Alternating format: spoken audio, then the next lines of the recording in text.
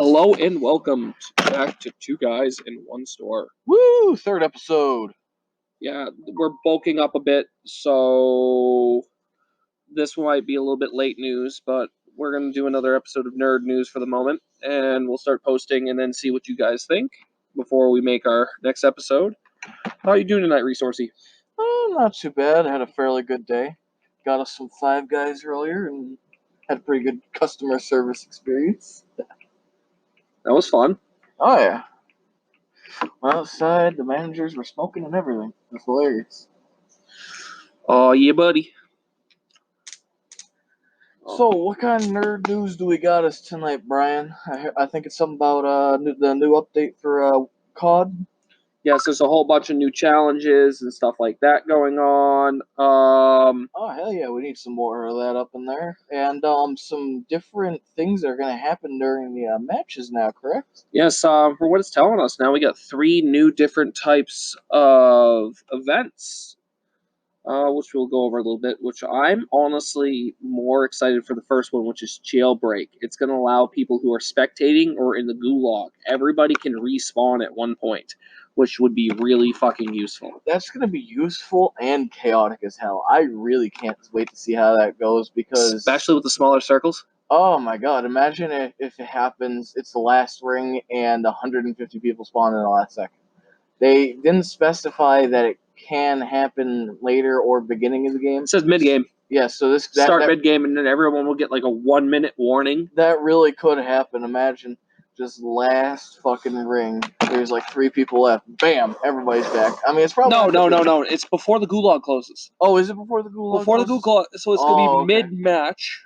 So before the gulag closes, so that's what I'm saying. You could be in the gulag, and then all of a sudden it changes. That'll be good.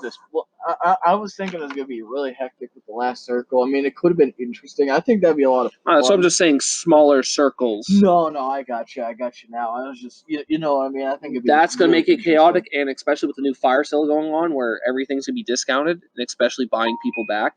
Oh my god, that's gonna be that's gonna be definitely interesting. You said before the gulag closes, so you really do have at least 2 or 3 different chances, especially if your teammates can buy you back, all that sort of stuff. You got rich friends, in-game money, all that sort of stuff. You get some new weapons too, right? I didn't see anything on there about new weapons. It said there's supposed to be new weapons, but did not specify what they are. We'll probably end up having to look at them sometime soon enough. I was hoping they'd get some good new stuff in there. I thought I saw something about the Vector, but I wasn't sure. We can look that up. We also got Supply Chopper, which destroying it just gives a whole bunch of money and some kill streaks, which will definitely be nice. I'm looking forward to the contraband contract system. That's the one where you can get blueprints. Yeah. And you can kill them you can steal from other people by killing them and stuff like that. Oh, neat. I like that. They have a whole bunch of the Warzone stuff, Warzone Rumble. 2 teams of 50 players parachute into various areas around. High action, custom loadouts, quick respawn. So I think it's going to be like almost like a TDM.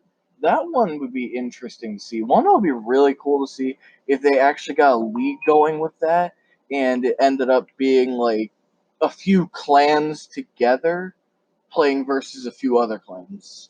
Like imagine like you got like a few 10 teams going on one side and a few 10 teams going on the other side and match them up. I think that would be really interesting. Try to get some like actual comms going, all that sort of stuff. And it'd really be like a war simulator. That could be fun, definitely. But they do have like the bigger maps. What's the one? Ground War. Oh no, I know, but it'd be interesting, is all I'm saying. Like it'd just be a lot of fun, like with the Warzone tactics and stuff like that. I would say the vehicles, but I know. Captain Price is for season 4. Really? Yeah. I thought I saw some stuff about that, but I didn't think they were gonna be adding him until season 5. But that's definitely gonna be some interesting. All right, so is the newest operator, a whole bunch of new content, scrapyard map, and 2 new weapons. What is the map weapons? Junkyard's gonna be fun. It's from Modern Warfare 2, which was one of my favorite maps. Hey, at least you'll be good at it right away. Hopefully, not to move too much stuff around. You know. Where is it? Okay, so they have the CR 56 AMAX rifle and the Fensec SMG. I think that's what they're calling the Vector. I'm looking for photos for it to unlock over the next few weeks. I would if my phone wanted to cooperate with me. I'm actually gonna try and see the. Let's see, where the fuck is it? Tier 15 for the SMG and Tier 31 for the rifle. Which isn't gonna be bad. Definitely. I'm looking for photos because I'm actually very curious. Unfortunately, we are not able to throw any photos up of anything yet. A legendary blueprint will be for the. I'm guessing, like you said, it should be the Vector. Nikito gets a new skin as well. Ooh, that'll definitely be interesting. 3 new operators. There's more the basic skins, Captain Price. Later this season, an undetermined date. Kyle Gaz Garrick. Gaz will be a player control and will be his own operator. Brian. He spent 2,400 CP for it though. And Rose, there's gonna be a new one for that one too, for the opposite side, for the Allegiant side. I did see. Speaking of other COD news that I just remembered, somebody was leaking some of the files from the new Black Ops, for this that's gonna be coming out, and it's basically talking. It's not talking about any Black Ops Cold War. It's talking about Black Ops 1. The files are talking about a Black Ops 1 remaster, and if it's not like a full remaster, it could be a basically the same thing that they did with Modern Warfare. They're calling it Black Ops 1. However, they're changing it up. Okay, all that sort is of the stuff. Vector, and it looks like almost like an AK-12? Ooh, I like that. That especially with that longer, longer barrel. Yeah, longer barrel. Thank you. But yeah, I'm definitely interested for it. I'm definitely interested in. I'm also excited to see Gaz join up. Like I said, there's going to be 3 known operators. You got Gaz. Price will be at the end, and there's going to be I was reading it. There's going to be a few new ones you could have a Polish special forces for the basic skin, stuff like that. New there's one other one, Rose. So I'm very interested in that. But did you see anything on that Black Ops Cold War? I have not been paying attention to it at all. Black Ops is probably one of my favorite series. That's why I'm a bit more on it. Yeah, here we have it's new COD 2020 leaks. It's looking like Treyarch's gonna be doing it, obviously, because it's a Black Ops game. But it's going to be based in the Black Ops universe. That's what we know at the moment. But as far as it can tell, it's going back to the Cold War, which is when Black Ops 1 took place, so it really wouldn't surprise me if they're doing a hard remaster like they did with Modern Warfare, just changing it up a little bit, but keeping the more overtones of what Black Ops 1 had. And I'm very excited for. There are some leaks. I'm pretty sure it'll be confirmed soon enough. It's supposed to be sometime later this year.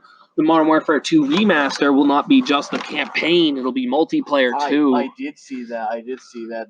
That was some deep dives. That's gonna bring a lot of players back, even out of retirement. Dude, I would drop Modern Warfare for Modern Warfare 2. Oh, in a heartbeat. Well, I never got to Modern Warfare 2, so if I actually got my god, those chaotic fucking days were bad. It was the height of toxicity. Height.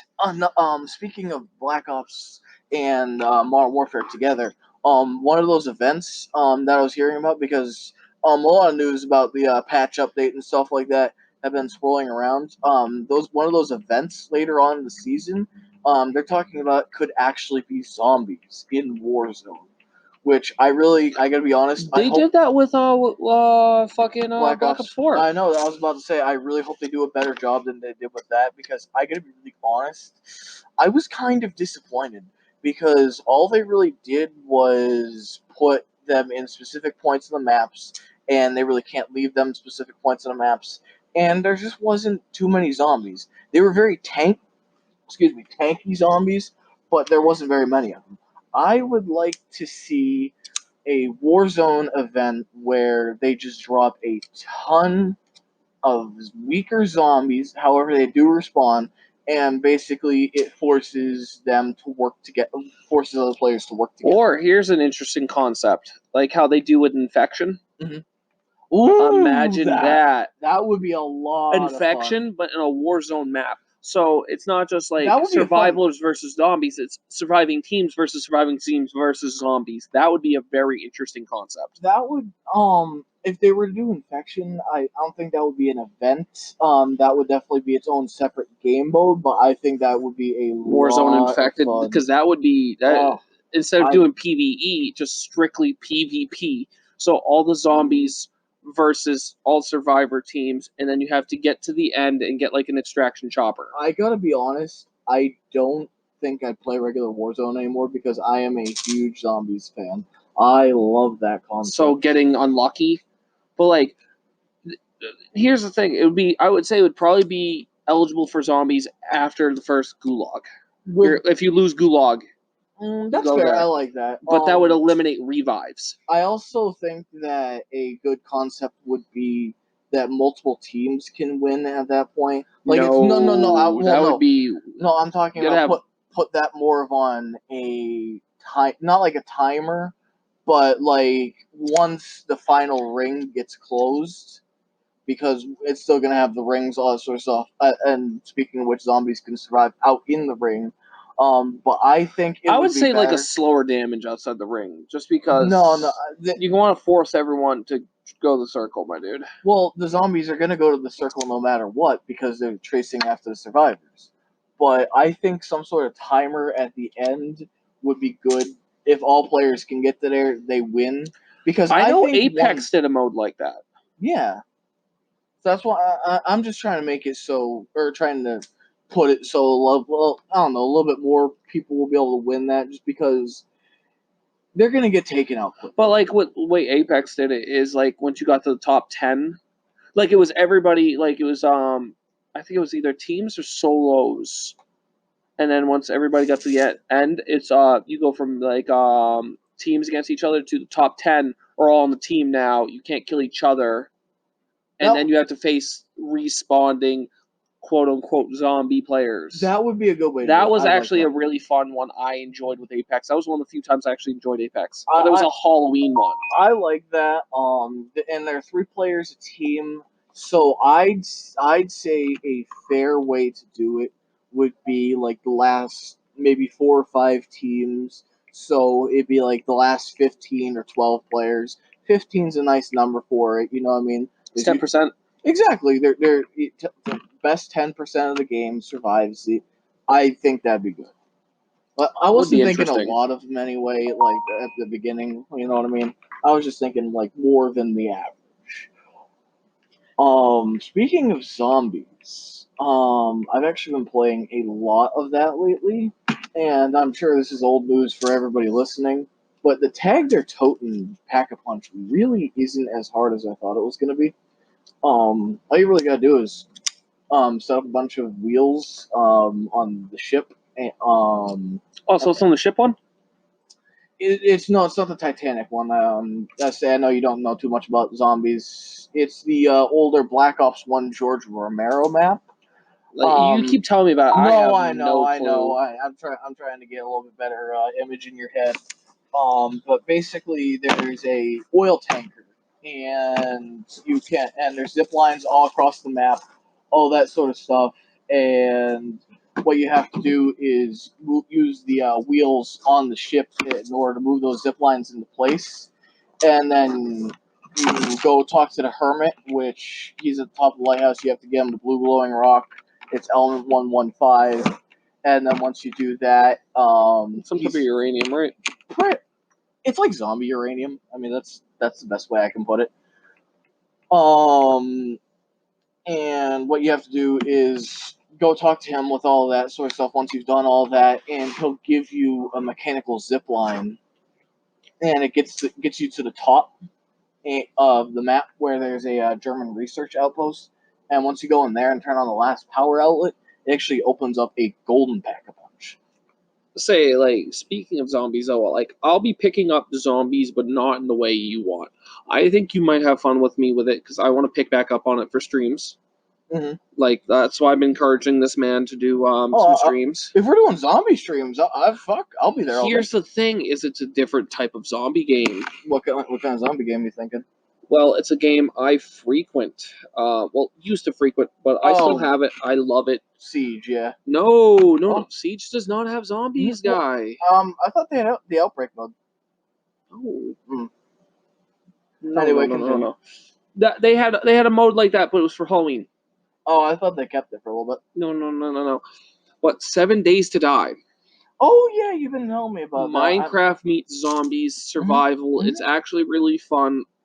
It was my game I started streaming with, and I would like to be able to do more with it. I think I actually have it on Steam. It was one of those things. It looked fun, all that sort of stuff. It sounded like a very fun concept. But when I got it, I was just a bit too young to get into it, and I didn't really have anybody that knew how to play it to help me out. You know what I mean? But now that I'm older, obviously, and you know how to play it, I think it'll be a lot of fun. I enjoy it. Excuse me. But I feel like it'd be a lot of fun. I think you'd enjoy it, especially because you can get so engrossed and scavenging, especially on like random maps instead of NAS game. I was when you mentioned engrossed, I was gonna say, so like I've gotten with Civ, because goddamn, I've been loving the shit out of that. If you guys want to see a Civilization 6 stream, let us know, because we like to fuck around with it. Oh yeah, I mean, we're about to start a Germany versus U.S. No, Russia versus U.S. Oh yeah, sorry, yeah, Russia versus U.S. We're gonna use it as a practice run, and I think our first stream, like we'll have you set up your channel, and we'll have you stream at the same time as me. And we'll we'll do a actual competition one. I will speed up the game mode. Yeah, it'll be a strictly domination based. Instead of going by online, I'm gonna have all the research and everything done quicker. Oh, good. So, because the games that we've been playing, and I don't mean to put anybody off on this game because it's a very fun game. It does take long. It's methodical. I think one game has taken us, and this is like a couple hours a night, nothing too extravagant. So 6-7 hours a game usually. It's taken us I don't know, we could have already finished this one like 2 nights ago. Oh yeah, we could have, but we're just having fun with it, really toying with the AI and stuff like that, nuking them one by one, just taking them out by soldiers or navy if we feel like it. Just having fun with it overall. But like I said, this will be a practice one. Our first real one is going to be on a randomly generated map. I thought we were doing World Start. Yeah, I'm saying this will be our practice one versus. No, I got you. And then the actual next one will be 100% random and random civs. Nobody has. I want you to get we'll do that one, and I want you to be able to get the DLC bundles because there are new types of victory, and there's catastrophes. Like you could actually bring the apocalypse. I want that to be. Or you could do another one where it's more peaceful, where you end up winning through world governments. I have a multi-part question. One, have you played with any of them apocalyptic events yet? No, I haven't really experimented too much with it. They both incorporate the same new thing of golden ages, normal ages, and dark ages. So you have to get a certain number of milestones, like founding a religion, certain tech, founding certain new cities, stuff like that. And they also the more you get, out of a number, will indicate a normal age. Everything progresses normally. Dark age, you get new perks and stuff like that. Like you can put them into your government slots. But it kind of like I said, it's a dark age, medieval, or you have a golden age where everything's advanced quicker. Well, I haven't really got to experiment with it, and there's a new governor system as well. With governor upgrades. I was talking about the catastrophes. Like I said, this incorporates for both of them. Oh, okay. So we can kind of split off. One of them, you have you can win through world government stuff, and the other one, I think you can play normal victories and stuff like that, but you have to deal with catastrophes, and everything you do, like nuking, affects the environment.